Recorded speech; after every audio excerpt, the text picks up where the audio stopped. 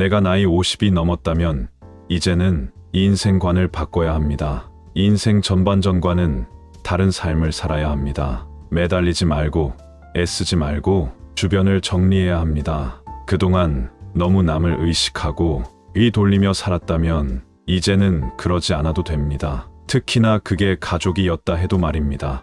다른 사람에게 매달리지 않아야 남은 인생을 더 흥미롭게 살아갈 수 있습니다. 그래서 미움받을 용기가 생겼을 때 비로소 행복해질 용기가 생겼다고 하는 것일까요? 오늘은 쇼펜하우어의 인생론을 통해 나이 들수록 주변을 정리하고 온전한 나로서 행복해지는 법에 대해 들어보려고 합니다.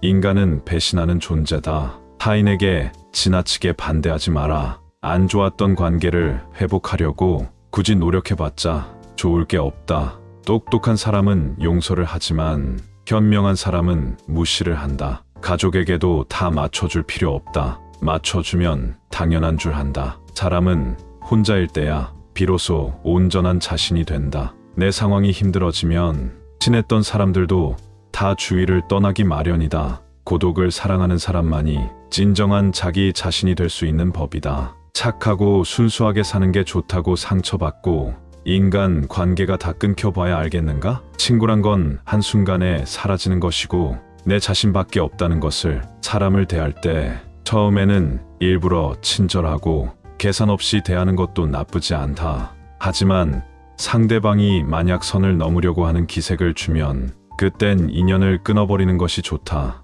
이렇게 하면 로운 사람을 사귀기 어렵다고 쇼펜하우어 따르면 인간은 태생부터 고독한 존재이고 모든 고통과 번뇌의 원인이 타인과의 관계에서 오는 거라고 한다. 타인에게 지나치게 관대하거나 친절하게 대해봤자 상대방은 손을 넘기기 일수다. 주변 사람한테 잘해주기만 하면 고마움을 느끼지 못한다. 원래 친절한 사람이니 이 정도는 괜찮다고 생각하기 마련이다.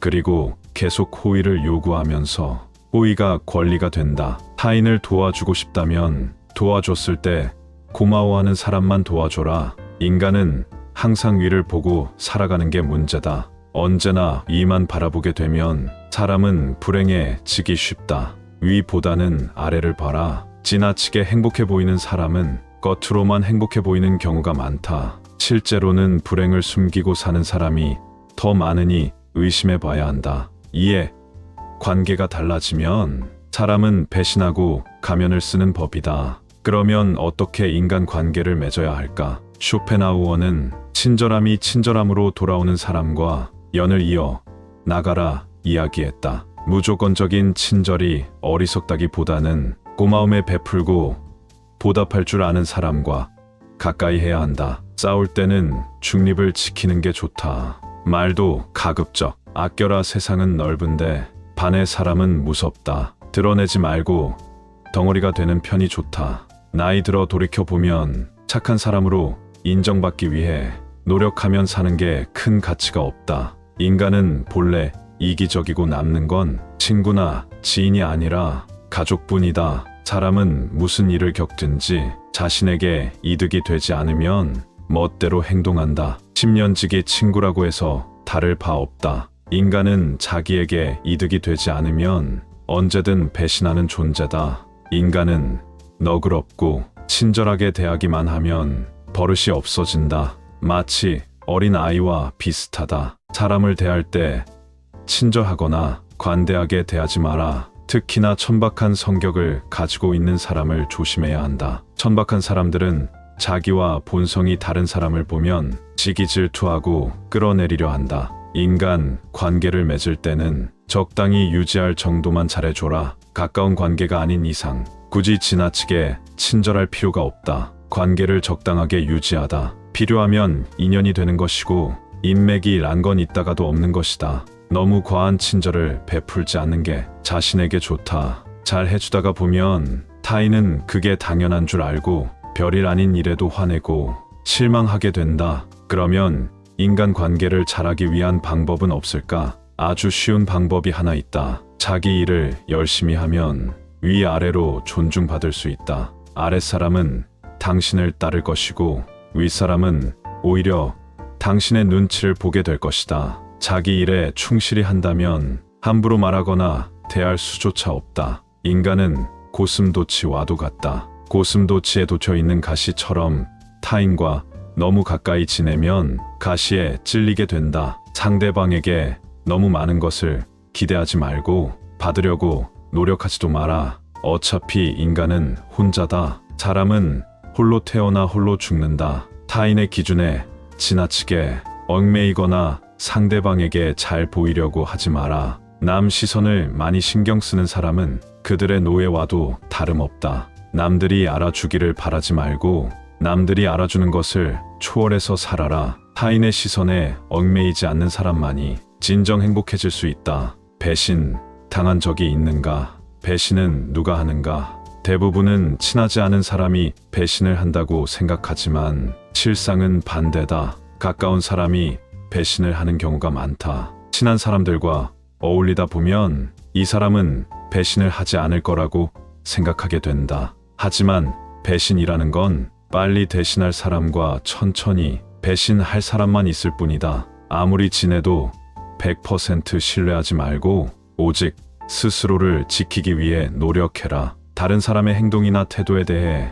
날카롭게 비판하는 사람들도 있다. 그런 사람들은 대개 자신의 결점은 모르고 남의 행동만 비난하기 쉽상이다. 설령 그런 이들에게 비판받더라도 노여워하지 말고 실망하지도 않는 게 좋다. 남을 험담하고자 하는 건 사람의 본능이자 본성이다. 삶은 괴로움의 연속이다. 항상 기쁠 거라고만 기대하는다. 행복이란 건 짧고 스쳐 지나가는 순간에만 느낄 수 있는 것이다. 행복과 쾌락만 쫓아가다 보면 평생 행복이라는 걸 즐길 수가 없게 된다. 삶에는 고통과 불안함이 존재할 수밖에 없음을 받아들여라. 인생의 고난은 평생 동반될 수밖에 없는 것이다. 인간은 기본적으로 혼자 살아가고 혼자 고난을 이겨내고 혼자 죽어가는 존재다. 우리가 종종 혼자 있을 때 편안함을 느끼는 것도 바로 그런 이유에서다. 외로움과 고독의 차이를 하는 것. 외로움은 혼자 있을 때의 고통을 나타내는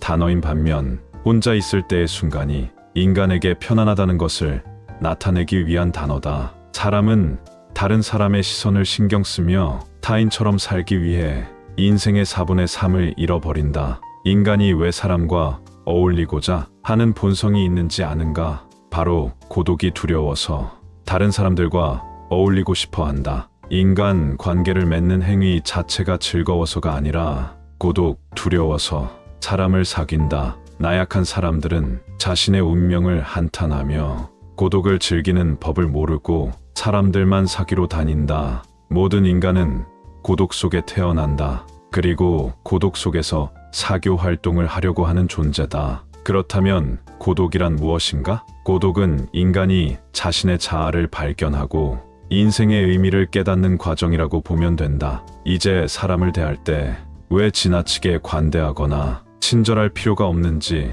알았는가? 아무리 친해도 돈을 빌려줄 필요가 없다. 돈을 빌려준 것이 화근이 되어 친구를 잃는 경우가 많다. 또 상대는 오히려 오만해진다. 10년지기 친구여도 가끔씩 무시하는 태도를 취하는 것도 도움이 된다. 그럼 인간 관계를 맺을 때 어떤 자세를 취해야 할까? 상대방이 당신을 필요로 하지 않아도 잘 지낼 수 있도록 내면의 힘을 길러야 한다. 그리고 사람들을 존중하면서도 언행을 조심해라. 어차피 인간의 본성의 착한 면과 이기적인 면이 동시에 존재한다. 그리고 사람들은 상황이 어려워지면 변하기 마련이다. 아무리 가까운 사이라도 항상 주변 사람들이 떠날 수 있다는 것을 염두에 두어라. 또 친한 이들을 경계해라. 친한 이들에게 속거나 당하는 경우가 대부분이기 때문이다. 타인의 좋은 면만 보고 신뢰하는 것은 좋지 않다. 타인에 대한 기대치를 낮춰라.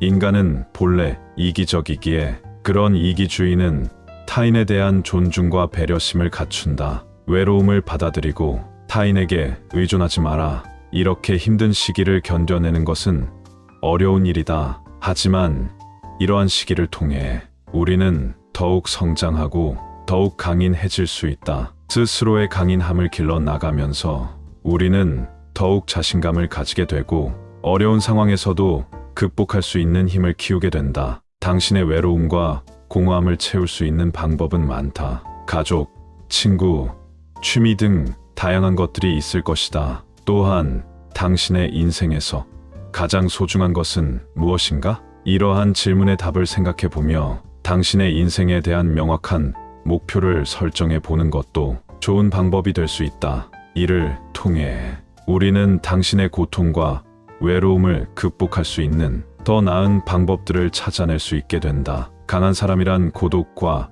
외로움을 견뎌내는 사람이다. 그러나 우리는 단지 고독과 외로움을 견뎌내는 것만으로는 충분하지 않다. 더욱 중요한 것은 무엇인지 아는가? 우리는 고통과 고독의 의미를 알고 이를 극복하기 위해 노력하는 사람이 되어야 한다. 이를 통해 우리는 더욱 강인하고 더욱 자신감을 가지게 되면 어려운 상황에서도 우리의 인내력과 근성을 발휘할 수 있게 된다. 인생이란 하나의 실험실과도 같다. 실험실에서 과학 연구가 이루어지다. 인간은 삶이라는 실험실에서 경험을 통해 배우고 성장한다. 언제나 나에게 없는 것만을 생각하고 이를 갈망하는 것은 인간의 본성 중 하나다. 그러나 이러한 태도가 인생을 더욱 비참하게 만든다. 인생을 즐기기 위해서는 현재의 삶을 즐기는 것이 무엇보다 중요하다. 미래에 대한 불확실성은